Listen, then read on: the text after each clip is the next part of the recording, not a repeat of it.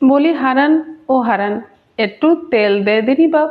আজ দত্তদের পুরপাট দিয়ে আসছিলাম সকালবেলা, রাতে ভালো ঘুম হয় না তো, তাই ভোর থাকতে বেরিয়ে পড়ি। তা দেখি মাছ ধরা চলতেছে, জালের মধ্যেই খলবল করতেছে টাটকা মাছগুলো। দেখে বড্ড নোভ হলো রে। তা ওরা আমারে নিরাশ করেনি, শালপাতার মধ্যেই এতগুলো চুনো মাছ দিছে।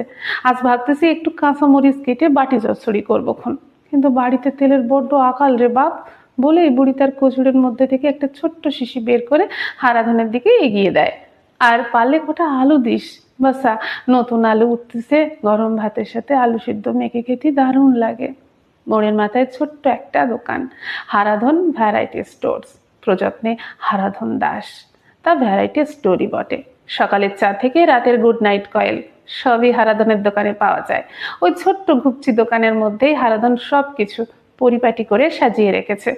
সকালের অবসরে মাঝে মাঝেই আসি হারাধনের স্পেশাল কাটিং চা খেতে। দোকানের সামনে কয়েকটা নড়বড়ে বেঞ্চি আর ময়রার আস্তরণ ফেলা টেবিল, কিন্তু চাটা অপূর্ব বানায় হারাধন।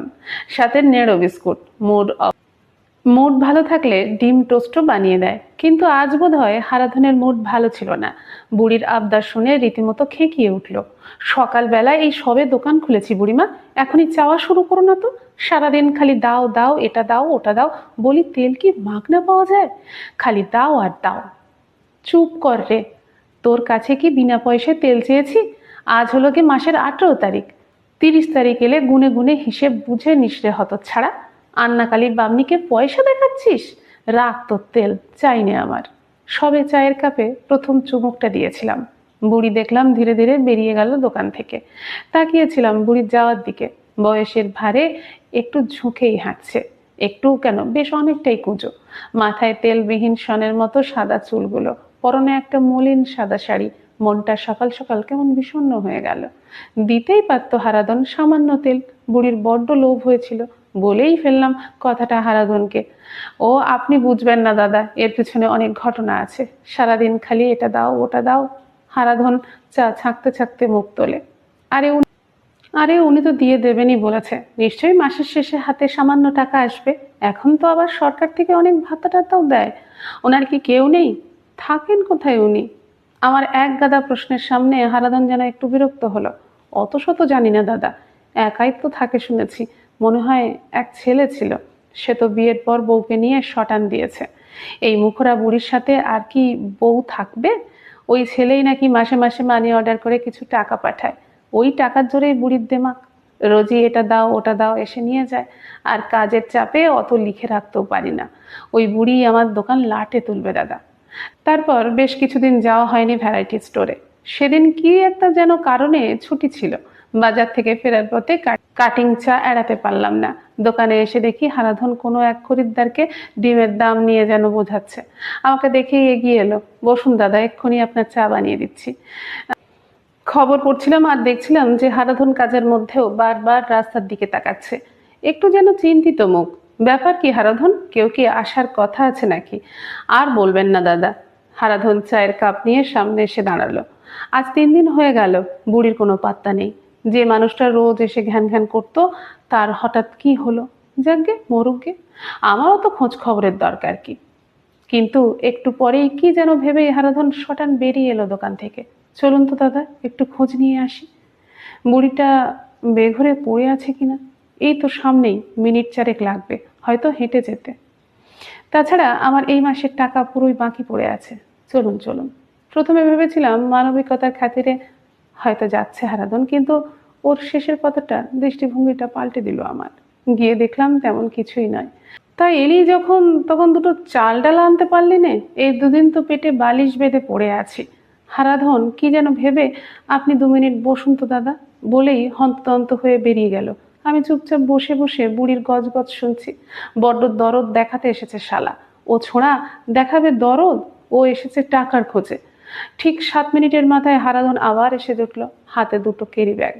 টাকাস করে বুড়ির সামনে নামিয়ে রেখে বলল, এই দুটোতে জিনিস নিয়ে এই মাসে মোট 882 টাকা হয়েছে। 1 বা 2 তারিখের মধ্যেই যেন পুরোটা পেয়ে যাই। চলুন দাদা, এবার ওঠা যাক। তারপর কয়েকদিন বেশ যাওয়া হয়নি ভ্যারাইটি স্টোরে। একঘেয়ে নিত্যযাত্রা আর সংসারের চাপে জীবনের সুতোটা লাটাইয়ের মধ্যে কেমন জট পাকিয়ে গেছিল। সেদিন অফিস ফেরত আসতেই ভ্যারাইটি স্টোরে ঢুকলাম, সিগারেট ফুরিয়ে গেছিল। তখন সন্ধে প্রায় 6:15। গিয়ে দেখি হারাধন এক মনে বসে ফর্ম ফিল আপ করছে।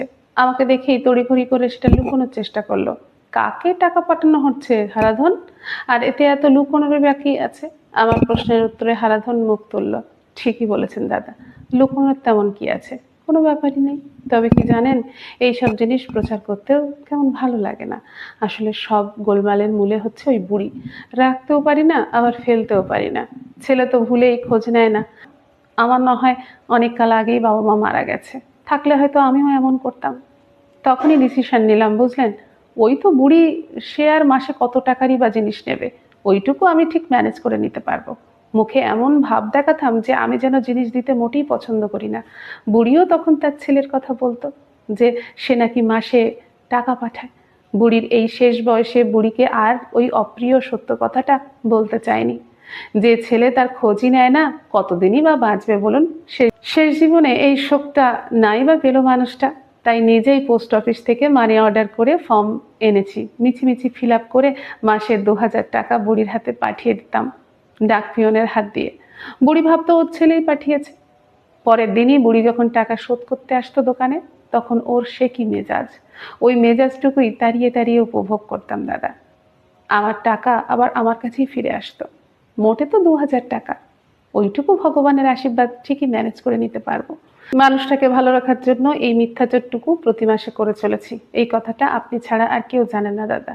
ও ভুলেই গেছি আমি। এই নিন আপনার গোল্ড ফ্লেক।